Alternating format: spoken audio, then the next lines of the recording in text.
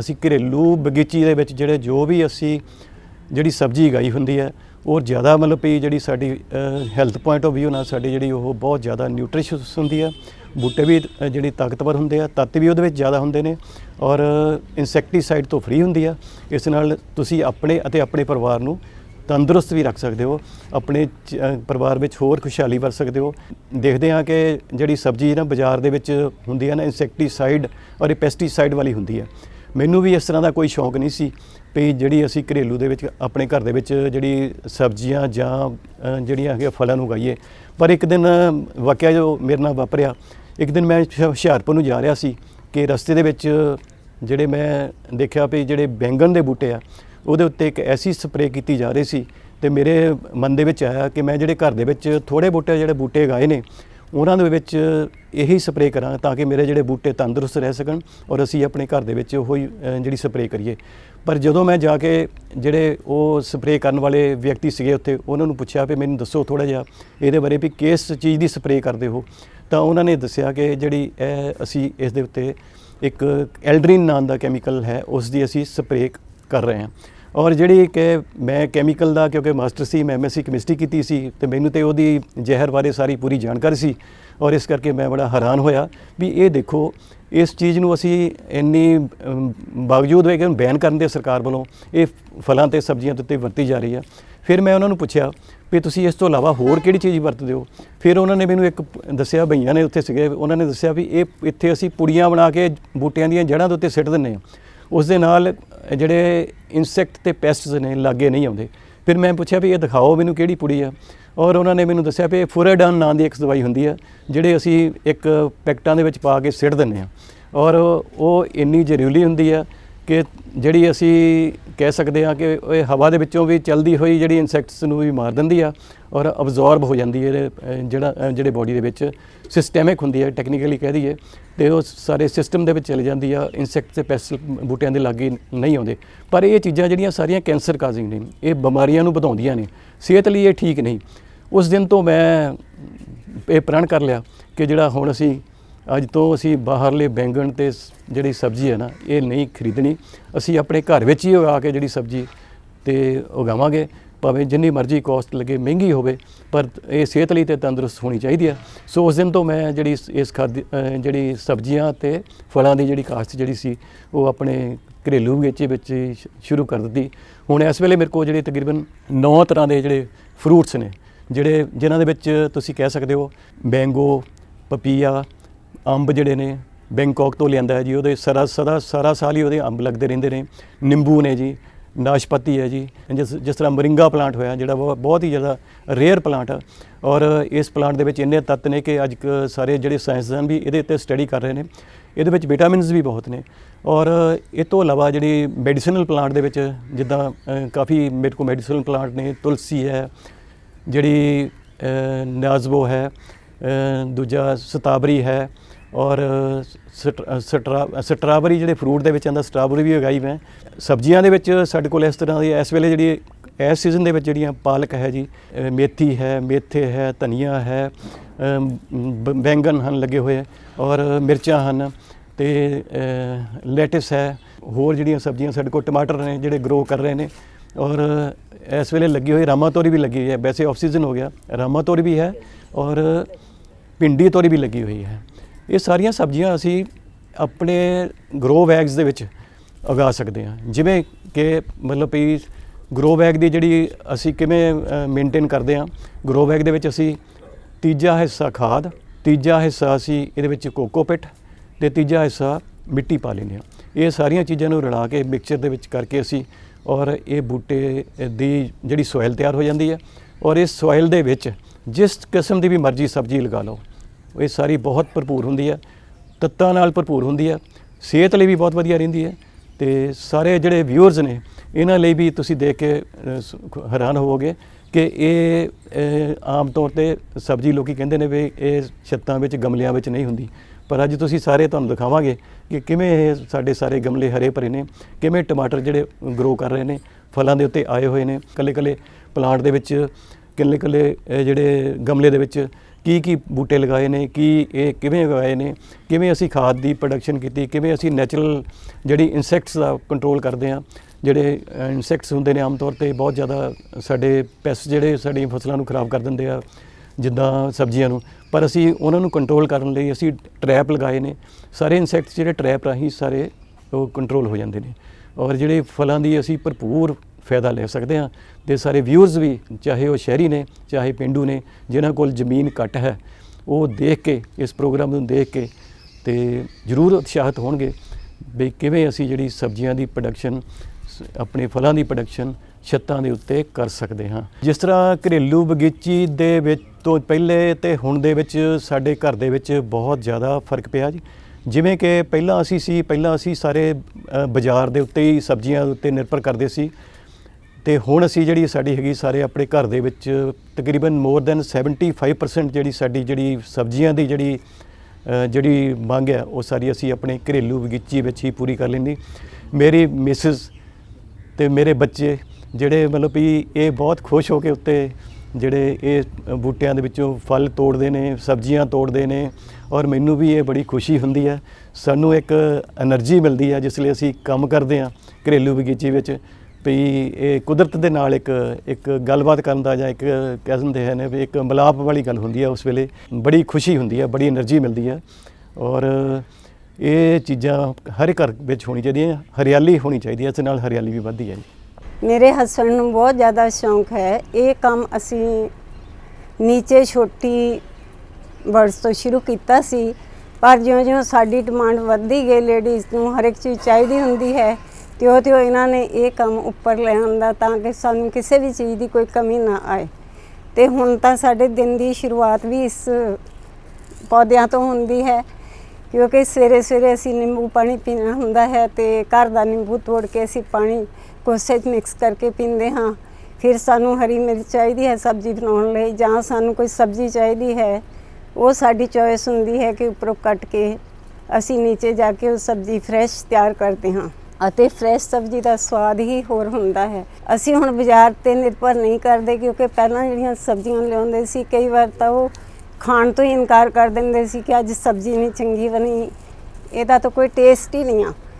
ਪਰ ਹੁਣ ਜਦੋਂ ਘਰ ਦੀ ਭਿੰਡੀ ਤੋੜ ਕੇ ਬਣਾਉਂਦੇ ਹਾਂ, ਜਾਂ ਅਸੀਂ ਘਰ ਦੇ ਬੈਂਗਣ ਕੱਟ ਕੇ ਬਣਾਉਂਦੇ ਹਾਂ, ਜਾਂ ਅਸੀਂ ਘਰ ਦੀਆਂ ਹੋਰ ਬਹੁਤ ਸਾਰੀਆਂ ਚੀਜ਼ਾਂ, ਪਾਲਕ ਮੇਥੀ ਵਾਲੀ ਮੱਕੀ ਦੀ ਰੋਟੀ ਬਣਾਉਂਦੇ ਹਾਂ, ਜਾਂ ਅਸੀਂ ਹਰਾ ਧਨੀਆ ਸਬਜ਼ੀ ਦੇ ਉੱਤੇ ਪਾਉਂਦੇ ਹਾਂ, ਅਤੇ ਇਹਦੀ ਅਲੱਗ ਹੀ ਲੁੱਕ ਹੁੰਦੀ ਹੈ। ਅਤੇ ਇਸ ਕਰਕੇ ਹੁਣ ਤਾਂ ਇੱਦਾਂ ਲੱਗਦਾ ਹੈ ਕਿ ਜਿਵੇਂ ਇਹਨਾਂ ਚੀਜ਼ਾਂ ਤੋਂ ਬਗੈਰ ਸਾਡੀ ਲਾਈਫ ਅਧੂਰੀ ਹੋਏ।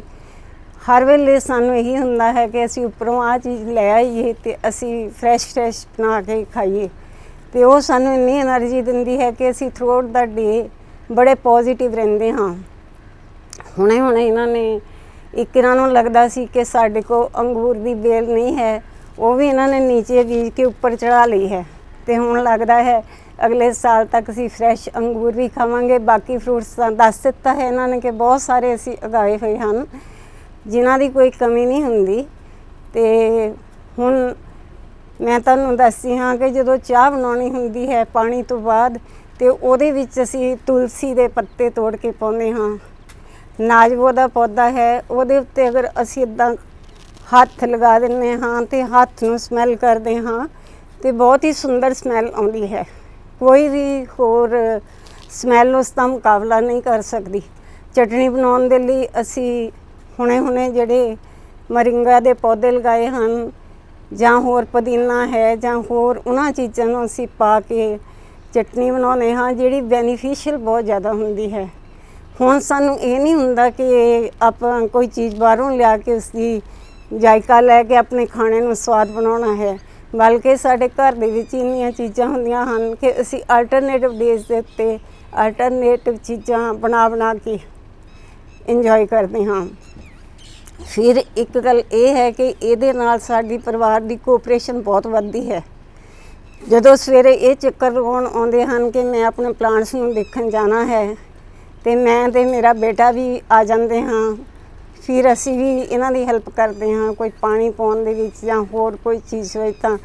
ਸ਼ਾਮ ਨੂੰ ਵੀ ਇਸੇ ਤਰ੍ਹਾਂ ਹੁੰਦਾ ਹੈ ਕਿ ਸਾਡੇ ਕੋ ਇੱਕ ਦੂਜੇ ਨਾਲ ਗੱਲਬਾਤ ਕਰਨ ਦਾ ਸਿਰਫ ਇਹੀ ਸਮਾਂ ਹੁੰਦਾ ਹੈ, ਸਵੇਰੇ ਤੇ ਸ਼ਾਮ, ਜਿਹਦੇ ਵਿੱਚ ਅਸੀਂ ਨੇਚਰ ਦੇ ਬਾਰੇ ਗੱਲ ਕਰਦੇ ਹਾਂ, ਇਹਨਾਂ ਦੀਆਂ ਲਗਾਈਆਂ ਸਬਜ਼ੀਆਂ ਨੂੰ ਦੇਖਦੇ ਹਾਂ ਕਿ ਕੋਈ ਕਿਸੇ ਪਾਸੇ ਕੋਈ ਘਾਟ ਤਾਂ ਨਹੀਂ ਹੋ ਰਹੀ। ਤੇ ਇਹ ਵੀ ਆਪਣੇ ਪੌਦਿਆਂ ਨੂੰ ਬਹੁਤ ਪਿਆਰ ਕਰਦੇ ਹਨ, ਕਦੀ ਵੀ ਪਾਣੀ ਦੀ ਖਾਦ ਦੀ ਕਮੀ ਨਹੀਂ ਆਉਣ ਦਿੰਦੇ ਤੇ ਆਪਣੇ ਬਚਾਉਣ ਦੇ ਲਈ ਬਿਮਾਰੀਆਂ ਤੋਂ ਉਹਨਾਂ ਦਾ ਪੂਰਾ ਧਿਆਨ ਰੱਖਦੇ ਹਨ। ਅੱਜ ਕੱਲ੍ਹ ਆਪਾਂ ਦੇਖ ਰਹੇ ਹਾਂ ਕਿ ਜਿਵੇਂ ਕਿ ਸਾਰੇ ਜਿੰਨੇ ਵੀ ਫਰੂਟਸ ਐਂਡ ਵੈਜੀਟੇਬਲਸ ਆ, ਇਹਨਾਂ ਵਿੱਚ ਮਿਲਾਵਟ ਜਿੱਦਾਂ ਕਿ ਪੈਸਟੀਸਾਈਡਸ ਬਹੁਤ ਵੱਧ ਚੁੱਕੇ ਨੇ ਐਂਡ ਇਹਨਾਂ ਕਰਕੇ ਸਾਨੂੰ ਕਾਫੀ ਬਿਮਾਰੀਆਂ ਲੱਗਦੀਆਂ ਆ। ਇਸ ਤੋਂ ਪਹਿਲਾਂ ਆਪਾਂ ਬਾਹਰ ਸਬਜ਼ੀਆਂ ਉੱਤੇ ਡਿਪੈਂਡੈਂਟ ਹੁੰਦੇ ਸੀਗੇ, ਜੋ ਵੀ ਸਾਨੂੰ ਸਬਜ਼ੀਆਂ ਆਉਣੀਆਂ ਸੀਗੀਆਂ, ਬਟ ਹੁਣ ਘਰ ਦੇ ਵਿੱਚ ਸਬਜ਼ੀ ਉਗਾਉਣ ਦੇ ਨਾਲ ਨਾਲ ਇੱਕ ਤਾਂ ਸਾਨੂੰ ਪਿਓਰ ਫਰੈਸ਼ ਵੈਜੀਟੇਬਲ ਮਿਲਦੀ ਆ, ਜਿਵੇਂ ਕਿ ਜਦੋਂ ਆਪਾਂ ਸਬਜ਼ੀ ਬਣਾਉਣੀ ਹੁੰਦੀ ਆ ਉਦੋਂ ਹੀ ਆਪਾਂ ਸਵੇਰੇ ਕੱਟ ਕੇ ਤੇ ਉਦੋਂ ਹੀ ਆਪਾਂ ਸਬਜ਼ੀ ਨੂੰ ਪ੍ਰਿਪੇਅਰ ਕਰ ਲੈਂਦੇ ਆ। ਸੈਕੰਡਲੀ ਸਾਨੂੰ ਇਹ ਆਪਸ਼ਨ ਮਿਲਦੀ ਆ ਕਿ ਜਿੱਦਣ ਸਾਡੀ ਜਿਹੜੀ ਸਭ ਤੋਂ ਬੈਸਟ ਸਬਜ਼ੀ ਹੁੰਦੀ ਹੈ, ਜਿੱਦਾਂ ਕਿ ਕਦੀ ਭਿੰਡੀਆਂ ਆਪਾਂ ਤੋੜ ਸਕਦੇ ਹਾਂ, ਬੈਂਗਣ, ਇਹਨਾਂ ਸਾਰੀਆਂ ਸਬਜ਼ੀਆਂ ਨੂੰ ਆਪਾਂ ਤੋੜ ਕੇ ਫਰੈਸ਼ ਬਣਾ ਸਕਦੇ ਹਾਂ ਔਰ ਇਹਦੇ ਨਾਲ ਆਪਾਂ ਦੇਖਿਆ ਜਾਏ ਤਾਂ ਸਾਡੀ ਸਿਹਤ ਦੇ ਉੱਤੇ ਬਹੁਤ ਹੀ ਪੋਜ਼ਿਟਿਵ ਇੰਪੈਕਟ ਰਹਿੰਦਾ ਹੈ। ਆਪਾਂ ਫਰੈਸ਼ ਫੀਲ ਕਰਦੇ ਹਾਂ ਔਰ ਥਰੂ ਆਊਟ ਦਾ ਡੇ ਸਾਡੀ એનર્ਜੀ ਜਿਹੜੀ ਆ ਬਰਕਰਾਰ ਰਹਿੰਦੀ ਆ। ਮੈਂ ਆਪਣੇ ਫਾਦਰ ਦੇ ਇਸ ਇਨੀਸ਼ੀਏਟਿਵ ਤੋਂ ਕਾਫੀ ਖੁਸ਼ ਹਾਂ ਔਰ ਇਹਦੇ ਨਾਲ ਸਾਨੂੰ ਕਾਫੀ ਜ਼ਿਆਦਾ ਪੌਦਿਆਂ ਬਾਰੇ, ਐਗਰੀਕਲਚਰ ਬਾਰੇ ਤੇ ਹੋਰ ਜਿਹੜੀਆਂ ਚੀਜ਼ਾਂ ਹੈ ਉਹਨਾਂ ਬਾਰੇ ਸਿੱਖਣ ਨੂੰ ਮਿਲਦਾ ਹੈ। ਜਿਵੇਂ ਕਿ ਮੇਰੇ ਫਾਦਰ ਕੈਮੀਕਲ ਇੰਜੀਨੀਅਰ ਹਨ ਤੇ ਇਹਨਾਂ ਦੇ ਇਸ ਉਪਰਾਲੇ ਨਾਲ ਸਾਨੂੰ ਕੈਮੀਕਲਸ ਬਾਰੇ, ਪੈਸਟੀਸਾਈਡਸ ਬਾਰੇ ਹੋਰ ਕਾਫੀ ਨੌਲੇਜ ਮਿਲੀ।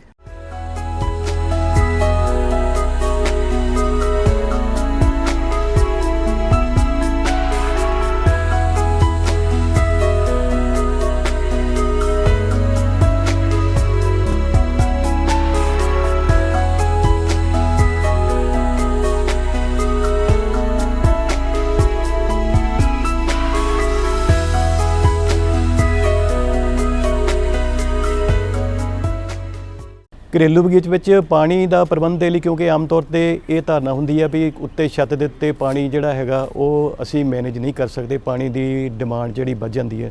ਲੇਕਿਨ ਅਸੀਂ ਛੱਤ ਦੇ ਉੱਤੇ, ਕਿਉਂਕਿ ਇਹ ਜਿਹੜੀ ਘਰੇਲੂ ਬਗੀਚੀ ਦੇ ਵਿੱਚ ਅਸੀਂ ਕੋਕੋ ਪਿਟ ਪਾਇਆ ਹੈ, ਜਿਹੜੇ ਵਿੱਚ ਪਾਣੀ ਦੀ ਅਬਜ਼ੋਰਪਸ਼ਨ ਜ਼ਿਆਦਾ ਹੁੰਦੀ ਹੈ। ਜਿੰਨੇ ਵੀ ਗਰੋ ਬੈਗਸ ਨੇ ਇਹਨਾਂ ਦੇ ਵਿੱਚ ਕੋਕੋ ਪਿਟ ਹੋਣ ਕਰਕੇ ਪਾਣੀ ਨੂੰ ਜਿਹੜਾ ਅਬਜ਼ੋਰਬ ਕਰਨ ਦੀ ਤਾਕਤ ਵੱਧ ਜਾਂਦੀ ਹੈ ਔਰ 2-3 ਦਿਨ ਤੱਕ ਇਹ ਪਾਣੀ ਜਿਹੜਾ ਚੱਲ ਜਾਂਦਾ। ਹਰ ਤੀਸਰੇ ਚੌਥੇ ਦਿਨ ਅਸੀਂ ਹਰੇਕ ਪੌਦੇ ਨੂੰ ਜਿਹੜਾ ਪਾਣੀ ਲਗਾ ਦਿੰਦੇ ਹਾਂ। ਔਰ ਹੁਣ ਤੁਸੀਂ ਪੁੱਛੋਗੇ ਵੀ ਇਹਨਾਂ ਦੀ ਤੰਦਰੁਸਤੀ ਦਾ ਕੀ ਰਾਜ ਹੈ, ਇਹਨਾਂ ਨੂੰ ਖਾਦ ਕੀ ਦਿੰਦੇ ਹੋ, ਬੂਟਿਆਂ ਨੂੰ ਕਿਵੇਂ ਖਾਦ ਤੁਸੀਂ ਪਾਉਂਦੇ ਹੋ। ਬੂਟਿਆਂ ਵਿੱਚ ਜਿਹੜੀ ਅਸੀਂ ਕੁਦਰਤੀ ਖਾਦ ਬਣਾ ਕੇ, ਜਿਹੜੀ ਅਸੀਂ ਇਹਨੂੰ ਕਹਿੰਦੇ ਹਾਂ ਬਾਇਓ ਕੰਪੋਜ਼ਿਟ, ਜਿਹੜਾ ਮੈਂ ਤੁਹਾਨੂੰ ਦਿਖਾਵਾਂਗਾ ਹੁਣ, ਬਾਇਓ ਜਿਹੜੀ ਸਬਜ਼ੀਆਂ ਤੋਂ ਹੀ ਅਸੀਂ ਕਿਚਨ ਬਾਇਓ ਡੀਕੰਪੋਜ਼ਰ ਬਣਾਇਆ ਗਿਆ ਬਣਾਉਣ ਲਈ। ਔਰ ਉਹਦੇ ਵਿੱਚੋਂ ਜਿਹੜਾ ਲਿਕੁਇਡ ਨਿਕਲਦਾ ਹੈ ਉਸ ਨੂੰ ਅਸੀਂ 10-15 ਮਿਲੀਲੀਟਰ ਲਿਕੁਇਡ ਲੈ ਕੇ ਇੱਕ ਅਸੀਂ 15 ਜਾਂ 10 ਲੀਟਰ ਪਾਣੀ ਦੇ ਵਿੱਚ ਪਾ ਕੇ ਅਸੀਂ ਹਰੇਕ ਪੌਦੇ ਨੂੰ 1 ਜਾਂ 2 ਲੀਟਰ ਹਰੇਕ ਪੌਦੇ ਨੂੰ 15-20 ਦਿਨ ਬਾਅਦ ਪਾ ਦਿੰਦੇ ਆ। ਉਸ ਦੇ ਨਾਲ ਇਹਦੀ ਨੈਚੁਰਲ ਗਰੋਥ ਹੁੰਦੀ, ਬਹੁਤ ਜ਼ਿਆਦਾ ਨੈਚੁਰਲ ਗਰੋਥ ਹੁੰਦੀ ਹੈ ਔਰ ਬੂਟੇ ਜਿਹੜੇ ਅੱਜ ਸਬਜ਼ੀਆਂ ਦੇ ਬੂਟੇ ਹੈਲਦੀ ਰਹਿੰਦੇ ਨੇ।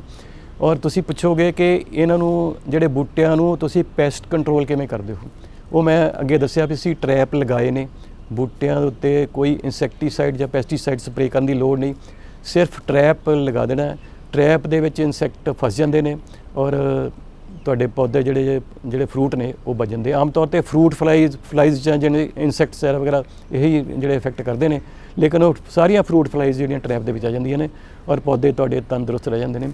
ਜਿਸ ਤਰ੍ਹਾਂ ਜਿਹੜੀ ਘੀਆ ਤੋਰੀ ਹੈ ਜਾਂ ਜਿਹੜੇ ਹੁਣ ਕਰੇਲੇ ਨੇ, ਇਹ ਸਾਰੇ ਜਿਹੜੇ ਇਨਸੈਕਟ ਫਰੀਡ ਹੁੰਦੇ ਨੇ, ਪਰ ਬਾਜ਼ਾਰ ਦੇ ਵਿੱਚ ਜਦੋਂ ਤੁਸੀਂ ਖਰੀਦਦੇ ਹੋ ਇਹ ਸਾਰੇ ਇਨਸੈਕਟੀਸਾਈਡ ਤੋਂ ਬਿਨਾਂ ਇਹ ਗਰੋ ਨਹੀਂ ਕਰਦੇ, ਸਾਰੇ ਹੀ ਕਾਣੇ ਹੁੰਦੇ ਨੇ। ਜੇ ਤੁਸੀਂ ਟਰੈਪ ਨਹੀਂ ਲਾਉਂਦੇ, ਜ਼ਿਮੀਂਦਾਰ ਇੰਨੇ ਕੋਸਟਲੀ ਟਰੈਪ ਨਹੀਂ ਲਗਾ ਸਕਦੇ ਔਰ ਇਹਨਾਂ ਲਈ ਇਹ ਘਰੇਲੂ ਬਗੀਚੀ ਦੇ ਵਿੱਚ ਹੀ ਇਹ ਪੋਸੀਬਲ ਹੈ, ਸੰਭਵ ਹੈ ਕਿ ਇਹ ਹੋ ਸਕਦੇ ਨੇ। ਔਰ ਜਿਹੜੀ ਤੁਸੀਂ ਇੱਕ ਹੋਰ ਮੈਂ ਗੱਲ ਜਿਹੜੀ ਤੁਹਾਨੂੰ ਦੱਸਾਂਗਾ ਉਹ ਹੈ ਕਿ ਅਸੀਂ ਇਹਨਾਂ ਦੀ ਜਿਹੜੀ ਗਰੋਥ ਹਾਰਮੋਨਸ ਇੱਕ ਤਿਆਰ ਕਰਦੇ ਹਾਂ। ਗਰੋਥ ਹਾਰਮੋਨਸ ਜਿਹੜਾ ਬਾਜ਼ਾਰ ਦੇ ਵਿੱਚ ਗਰੋਥ ਹਾਰਮੋਨ ਮਿਲਦਾ, ਉਹਦੇ ਨਾਲੋਂ ਵੀ ਇੱਕ ਕੁਦਰਤੀ ਗਰੋਥ ਹਾਰਮੋਨ ਜਿਹੜਾ ਹੈਗਾ ਉਹ ਅਸੀਂ ਘਰਾਂ ਦੇ ਵਿੱਚ ਹੀ ਜਿਹੜਾ ਪੈਦਾ ਕਰ ਸਕਦੇ ਹਾਂ।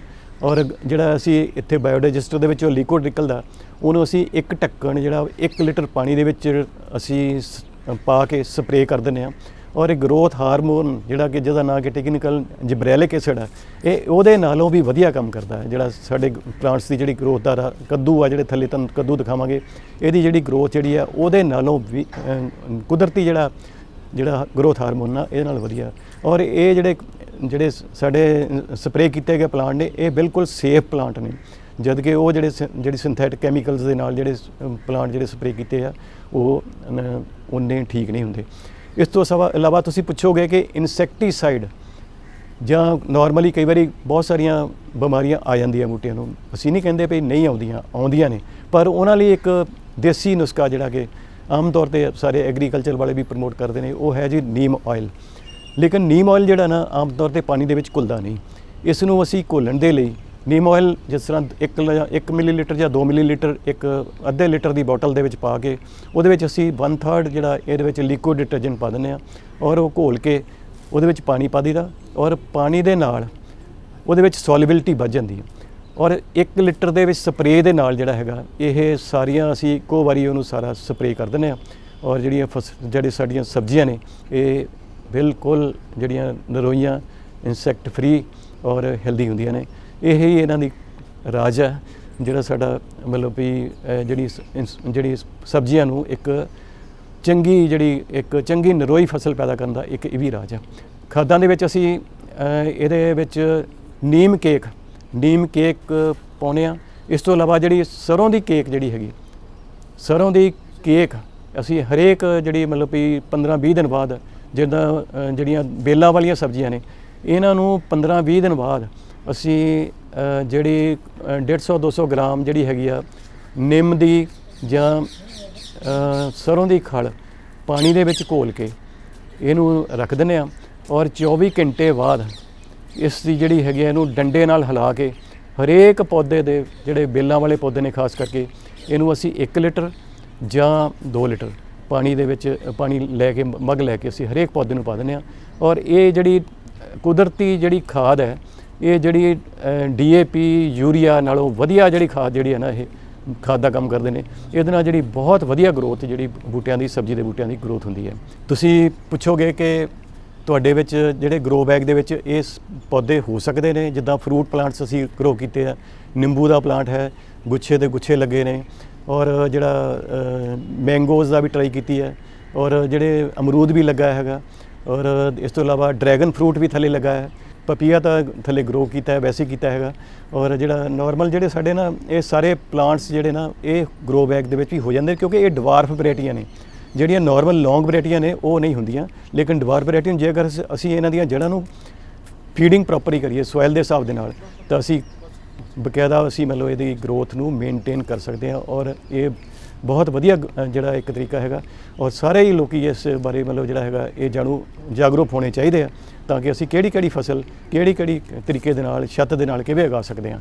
ਤੇ ਜਿਵੇਂ ਅਸੀਂ ਦੱਸਿਆ ਹੈ, ਸਾਰੇ ਦਰਸ਼ਕਾਂ ਨੂੰ ਇਸ ਸਾਰੇ ਚੀਜ਼ ਦਾ ਲਾਭ ਉਠਾਉਣਾ ਚਾਹੀਦਾ। ਸੋ ਮੈਂ ਅਖੀਰ ਦੇ ਵਿੱਚ ਮੈਂ ਸਾਰੇ ਸ਼ਹਿਰੀ ਭਰਾਵਾਂ ਨੂੰ ਇਹ ਬੇਨਤੀ ਕਰਾਂਗਾ, ਅਪੀਲ ਕਰਾਂਗਾ ਕਿ ਜਿਨ੍ਹਾਂ ਕੋਲ ਜ਼ਮੀਨ ਘੱਟ ਹੈ ਉਹ ਆਪਣੀਆਂ ਛੱਤਾਂ ਦੇ ਉੱਤੇ ਇਹ ਸਬਜ਼ੀਆਂ ਉਗਾ ਸਕਦੇ ਨੇ, ਇਹਦਾ ਫਾਇਦਾ ਲੈ ਸਕਦੇ ਨੇ, ਤਾਂ ਆਪਣੇ ਪਰਿਵਾਰ ਦੀ ਸਿਹਤ, ਆਪਣੇ ਜਿਹੜੇ ਸਮਾਜ ਦੀ ਸਿਹਤ ਅਤੇ ਆਪਣੇ ਜਿਹੜੇ ਵਾਤਾਵਰਣ ਨੂੰ ਹਰਿਆ ਭਰਿਆ ਰੱਖ ਸਕਦੇ ਆ। ਤੇ ਜੋ ਖੁਸ਼ੀ ਇਹ ਸਬਜ਼ੀਆਂ ਉਗਾ ਕੇ ਹੋਏਗੀ ਨਾ, ਉਹ ਹੋਰ ਕੋਈ ਚੀਜ਼ ਤੁਹਾਨੂੰ ਦੇ ਨਹੀਂ ਸਕਦੀ, ਹੋਰ ਕੋਈ ਖੁਸ਼ੀ ਤੁਹਾਨੂੰ ਹੋਰ ਕੋਈ ਪ੍ਰਾਪਤ ਨਹੀਂ ਹੋ ਸਕਦੀ। ਬੂਟਿਆਂ ਨਾਲ ਗੱਲਾਂ ਕਰੋ, ਬੂਟਿਆਂ ਨਾਲ ਹੱਸੋ ਖੇਲੋ, ਗੁੱਡੋ, ਟਾਈਮ ਪਾਸ ਕਰੋ, ਤਾਂ ਇਹਦੇ ਨਾਲੋਂ ਵਧੀਆ ਕੋਈ ਮੇਰਾ ਖਿਆਲ ਹੋਰ ਕੋਈ ਤਰੀਕਾ ਨਹੀਂ ਹੈ। ਸੋ ਸਾਰੇ ਜਿਹੜੇ ਸ਼ਹਿਰੀ ਭਰਾ ਨੇ, ਖਾਸ ਕਰਕੇ ਪਿੰਡੂ ਭਰਾ ਵੀ ਕਰ ਸਕਦੇ ਆ ਜਿਹਨਾਂ ਕੋਲ ਜ਼ਮੀਨਾਂ ਘੱਟ ਨੇ, ਪਰ ਜਿਹੜੇ ਸ਼ਹਿਰੀ ਭਰਾ ਨੇ ਉਹਨਾਂ ਨੂੰ ਤਾਂ ਇਹ ਜ਼ਰੂਰ ਉਪਰਾਲਾ ਕਰ ਸਕਦਾ। ਔਰ ਮੈਨੂੰ ਪੂਰੀ ਆਸ ਹੈ ਕਿ ਅੱਜ ਦਾ ਪ੍ਰੋਗਰਾਮ ਜਿਹੜਾ ਇਹ ਇੱਕ ਸ਼ਹਿਰੀ ਭਰਾਵਾਂ ਲਈ ਇੱਕ ਨਵੀਂ ਉਮੰਗ, ਇੱਕ ਨਵਾਂ ਜੋਸ਼ ਅਤੇ ਇੱਕ ਨਵੀਂ ਜਿਹੜੀ ਹੈਗੀ ਹੈ ਇਹ ਰਵਾਇਤ ਪੈਦਾ ਕਰੇਗਾ, ਜਿਹਦੇ ਨਾਲ ਤੁਸੀਂ ਸਾਰੇ ਦੇਖ ਕੇ ਜਿਹੜੇ ਇਹ ਆਪਣੇ ਘਰੇਲੂ ਬਗੀਚੀ ਔਰ ਛੱਤ ਤੇ ਸਬਜ਼ੀਆਂ ਜ਼ਰੂਰ ਉਗਾਓਗੇ। ਮੈਂ ਸਾਰੀਆਂ ਹੀ ਭੈਣਾਂ ਨੂੰ ਇਹ ਇੱਕ ਸੁਨੇਹਾ ਦੇਵਾਂਗੀ ਕਿ ਉਹ ਅਗਰ ਘਰ ਦੇ ਵਿੱਚ ਜਗ੍ਹਾ ਘੱਟ ਹੈ ਤਾਂ ਇਹ ਉਪਰਾਲਾ ਜ਼ਰੂਰ ਕਰਨ। ਤੇ ਆਪਣੀ ਸਿਹਤ ਲਈ ਅਗਰ ਅਸੀਂ ਉਗਾਉਣਾ ਚਾਹੁੰਦੇ ਹਾਂ ਤਾਂ ਕੋਈ ਰੁਕਾਵਟ ਨਹੀਂ ਹੋ ਸਕਦੀ। ਦੇਖੋ ਅਸੀਂ ਛੋਟੇ ਗਮਲਿਆਂ 'ਚ ਛੋਟੀਆਂ ਚੀਜ਼ਾਂ ਨੀਚੇ ਲਗਾਈਆਂ ਸੀ, ਪਰ ਜਿਉਂ ਸਾਡੀ ਡਿਮਾਂਡ ਵਧੀ ਕਿ ਆ ਵੀ ਚਾਹੀਦਾ, ਉਹ ਵੀ ਚਾਹੀਦਾ, ਤੇ ਇਹਨਾਂ ਨੇ ਉਪਰਾਲਾ ਕੀਤਾ, ਅਸੀਂ ਨਾਲ ਕੋਆਪਰੇਟ ਕੀਤਾ। ਅੱਜ ਸਾਡੇ ਕੋਲ ਬਹੁਤ ਸਾਰੇ ਬੈਗ ਹਨ ਜਿਨ੍ਹਾਂ ਨੂੰ ਮਤਲਬ ਕਿ ਇੱਦਾਂ ਨਹੀਂ ਕਿ ਅਸੀਂ ਇੱਕੋ ਵਾਰ ਲੈ ਆਉਂਦੇ, 2 4 6 8 ਇਸ ਢੰਗ ਨਾਲ ਲਿਆ ਕੇ ਫਿਰ ਇਹਨਾਂ ਨੇ ਇਹਦੇ ਵਿੱਚ ਜੋ ਮਟੀਰੀਅਲ ਭਰਨਾ ਸੀ, ਜੋ ਪੌਦੇ ਲਗਾਉਣੇ ਸੀ, ਉਹਨਾਂ ਸਾਰਿਆਂ ਲਈ ਮਿਹਨਤ ਕੀਤੀ। ਪਾਲਕ ਦਾ ਤਾਂ ਕੋਈ ਜਵਾਬ ਹੀ ਨਹੀਂ ਹੁੰਦਾ। ਜਦੋਂ ਅਜੇ ਕਿਸੇ ਪਾਸੇ ਵੀ ਪਾਲਕ ਨਹੀਂ ਆਈ ਹੁੰਦੀ ਜਾਂ ਮੇਥੀ ਨਹੀਂ ਆਈ ਹੁੰਦੀ, ਸਾਡੇ ਕੋਲ ਹੋ ਜਾਂਦੀ ਹੈ। ਫਿਰ ਅਸੀਂ ਹੁਣ ਗਰਮੀਆਂ ਦੇ ਵਿੱਚ ਆਪਣੇ ਘਰ ਦਾ ਖੀਰਾ, ਆਪਣੇ ਘਰ ਦੀਆਂ ਤਰਾਂ, ਆਪਣੇ ਘਰ ਦਾ ਸੈਲਡ ਕੱਟ ਕੇ ਖਾਂਦੇ ਰਹੇ ਹਾਂ, ਬਰੋਕਲੀ, ਸਭ ਕੁਝ। ਤੇ ਮੈਨੂੰ ਤਾਂ ਫਾਇਦੇ ਹੀ ਫਾਇਦੇ ਲੱਗਦੇ ਆ।